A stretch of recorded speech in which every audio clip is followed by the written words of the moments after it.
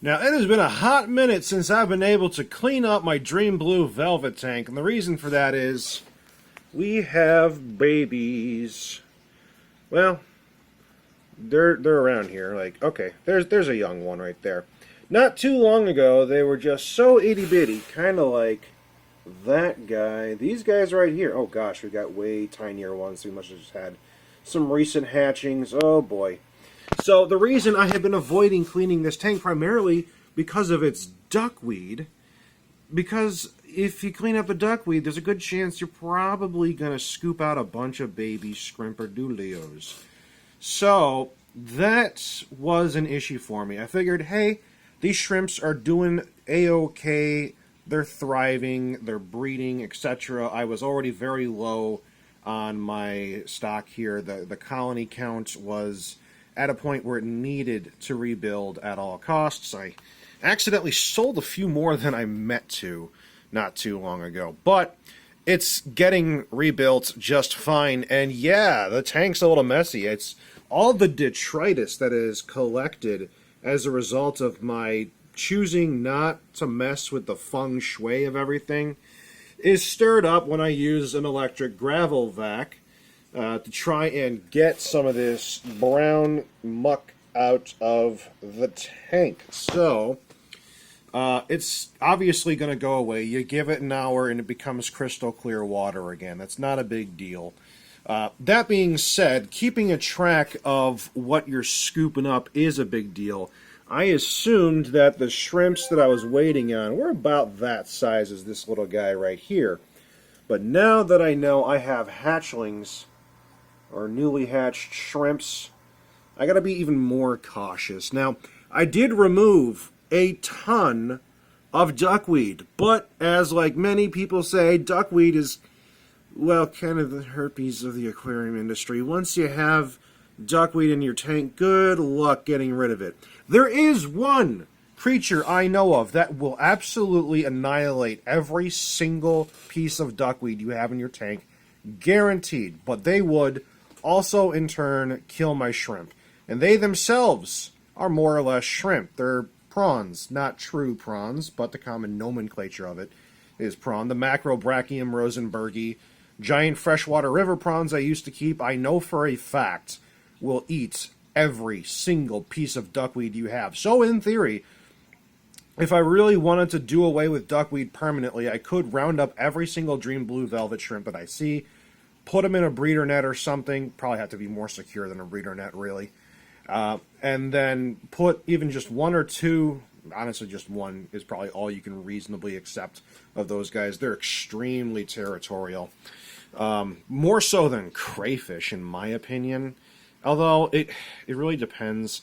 If you get basically baby, just now available to survive in freshwater prawns, because their larval stages require brackish water. But if you get ones that are just now available to live in freshwater for the first time, they're actually relatively docile towards each other and their inhabitants. But the moment you start feeding them meat, like fish and bloodworms, they will go absolutely insane and start killing everything because they have now gotten a bloodlust of sorts. So, I don't know if I would risk that sort of thing. Perhaps there's a fish I could have gotten for that same thing, but I don't really deal with fish all that often anymore. The only fish I have is Jafafari, and even then, he's more of a temporary fish that I rescued more or less. I don't want to say rescued because that's not fair to what I'm doing. I got Jafafari as a cleanup fish, and he's just a common goldfish, so he would have been food anyway. Oh my god, look at how tiny it is. I don't even think my camera's going to focus on it, but oh my goodness, that's the kind of size shrimp I'm dealing with right now. Oh boy. So Jafafari, my goldfish, is just a cleanup fish. I put him in various different tanks that he would specialize in cleaning up various things with for me. And he was never meant to be a pet, but he escaped the life of being food by getting to be with me. And he's been with me for almost a year now. He hasn't grown all that much, despite the fact he's got plenty of room to grow, given his current size. But we'll make a video on Jafafari another time, because he's a really good fish. I actually kind of I kind of want to keep him, but at the same time, I want to have someone who's got a pond, maybe, who would enjoy a very loving and caring fish, who just eats up attention. Like he's such a spoiled brat, that fish. He just demands the best noms, so I give him bloodworms all the time. Such a spoiled fish.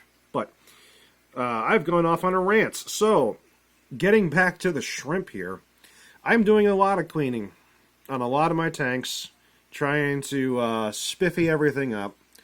And yeah, it's a lot of work. It'll take some time. And that's the thing about aquariums is time. You have to give it time. There's a lot of things you may want to do, but you can't do it all at once. You have to plan things out at least a little bit. And you gotta be careful. So, like for instance, if I start vacuuming up all this detritus on the ground, it's going to stir it all up and it's going to get cloudy. So cloudy that I won't be able to see if I'm sucking up any baby shrimp. And that's a problem. So I can only suck up a little bit at a time, trap it, and then let everything settle, and then do that over and over again if I really want to get things nice and clean in here. Aesthetically speaking, functionally speaking, believe it or not, I know a lot of people are out there and they think your water has to be absolutely crystal clear, everything's going to be immaculate and perfect, but the reality is visuals are not the greatest indicators of a tank's health. To really know all that, you have to look at the inhabitants and you have to check water parameters with various different tests to really know what you're dealing with. Looking at a tank, having it be a little cloudy, having algae here and there, biofilm, plants like this that aren't rooted and just kind of grow just randomly like that. I mean, it's not the most aesthetically pleasing, but it's a functional plant and the shrimp seem to like it. You know, there's things like that. This is a breeding tank. This isn't a show tank. That's one thing to keep in mind. This tank is functional above all else. That being said, I am starting to get more into the aesthetic things, and that means I got to do cleaning. So, there's a lot of that involved. And the Dream Blue Velvets, they are coming. It's really just a matter of time before I have enough to start selling again. And you look at things like in the back there, that hard water.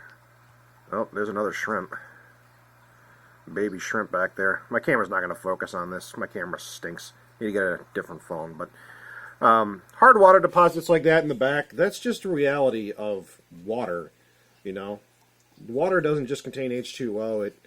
It has dissolved solids in it, like calcium, for instance, that once the water evaporates, the calcium is left over, and that's what you're left with, visually. Does it hurt anything? No, it's on the outside of the glass, and granted, if you leave calcium for too long on glass, it can cause pitting on the glass, which could damage the glass over a long period of time, but it's not a concern of anything right now. And it's easy enough to clean, you know, just get a little bit of, well, if this tank wasn't filled to the brim with inhabitants, you could just use vinegar, white vinegar, and it would dissolve the calcium right away as a chemical reaction and just wipe it off. Or in this case, all you really do is you get some RO water, put it in a bottle, spray it on top of it, let the water kind of absorb the calcium again, turn it into a liquid that's dissolved the calcium into it, and then you wipe it away with a squeegee. Now, why haven't I done that yet? Well, I have. I've actually been doing that on various other tanks, but there's not a whole lot of clearance behind the tanks. So fitting a squeegee back there to get it all clean is a bit of a task, but I'm getting to it. Slowly but surely, I'm getting to it. So, yep, that's the latest on everything. Hopefully, things go as planned.